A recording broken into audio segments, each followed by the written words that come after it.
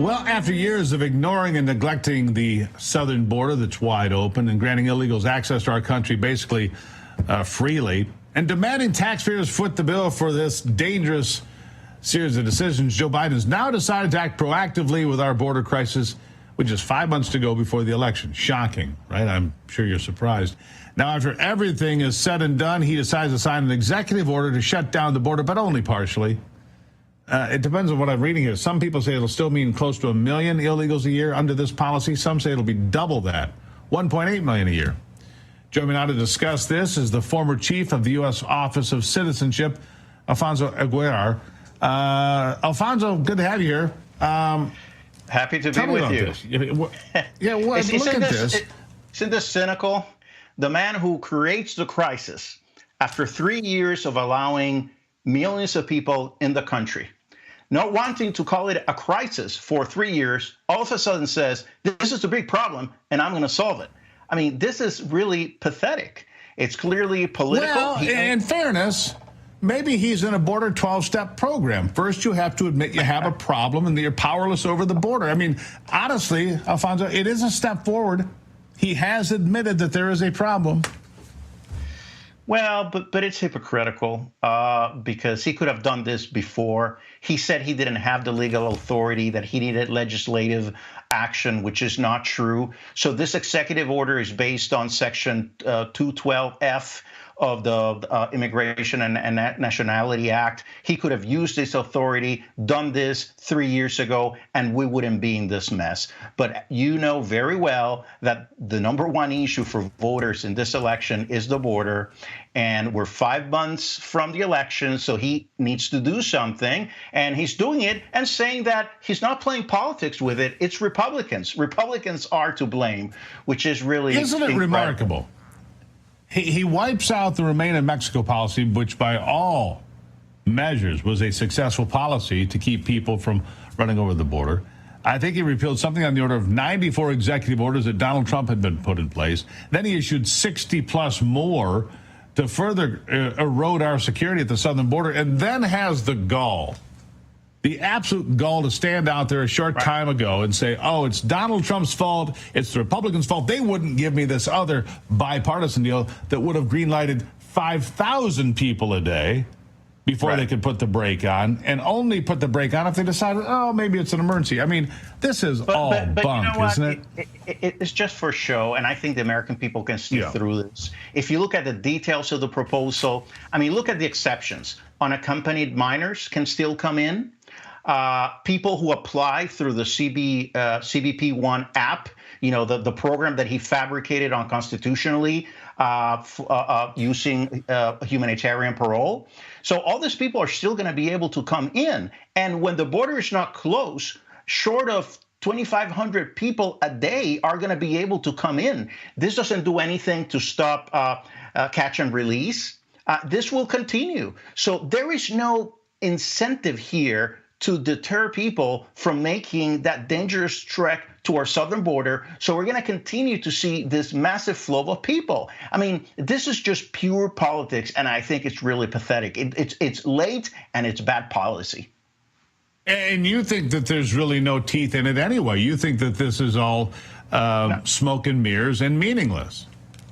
Well, you know, if we're considering that at this point on a weekly basis, we definitely have more than 2,500 people arriving at the border. So he's going to have to shut the border immediately. I think that's good.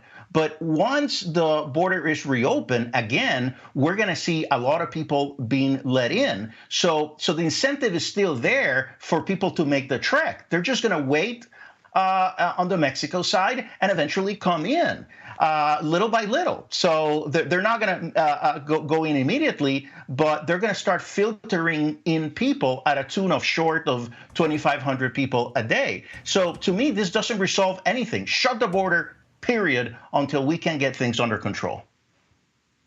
Yep, shut the border, period. But that's not going to happen. Alfonso, that's what should happen. Closing the border is the easiest part of it. All we have to do is enforce the laws we had in place, put Remain in Mexico back in place, which, of course, won't happen. You know, we took that out. It was a successful program. It's never going to happen. It's all for show, with the hope and the prayer that people that only read the top headline and don't actually read the story or do any research for themselves, say, oh, look, Trump got convicted and Joe Biden closed the border. I should vote for Joe. That's all they're playing here. If Joe Biden gets reelected, that border will be wide open, worse than it was before, is my guess. And I'm a cynic, maybe, but what do you think? No, I agree with you 100%. But again, I'm confident in the American people. If you look at the polls, the majority believe that Donald Trump can do a much better job on the border. They think that the Biden administration has done a terrible job on the border. So I'm really confident that this is one of the reasons why they're going to choose to vote for President Trump.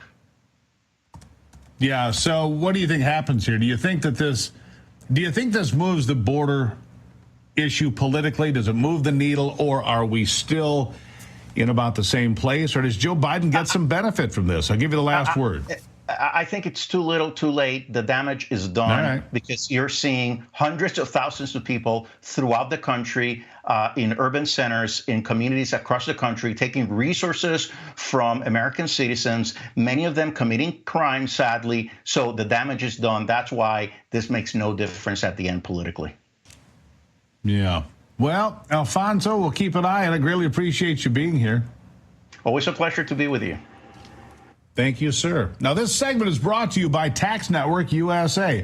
Are you overwhelmed with back taxes, struggling with unfiled returns?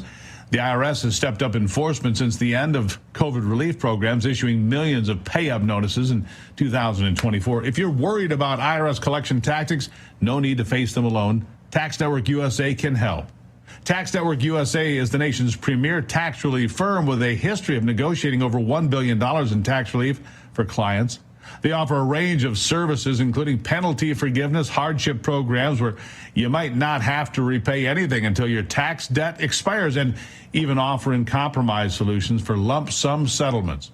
Whether you owe $10,000 or $10 million, the team of experts is prepared to assist you. Even if you're behind on your taxes due to missing personal or business records, Tax Network USA can guide you through the process of catching up. Don't wait until the IRS ramps up its collection efforts. Contact Tax Network USA for personalized support with your tax issues. Handling IRS matters without professional help is risky. Protect your financial security by seeking guidance from Tax Network USA. The experts there provide strategic advice on reducing or eliminating your tax debt. To schedule a complimentary consultation, call 800-546-1000 or visit tnusa.com. Don't let the IRS's aggressive tactics control your life. Empower yourself with Tax Network USA's support and take charge of your financial future. Visit tnusa.com.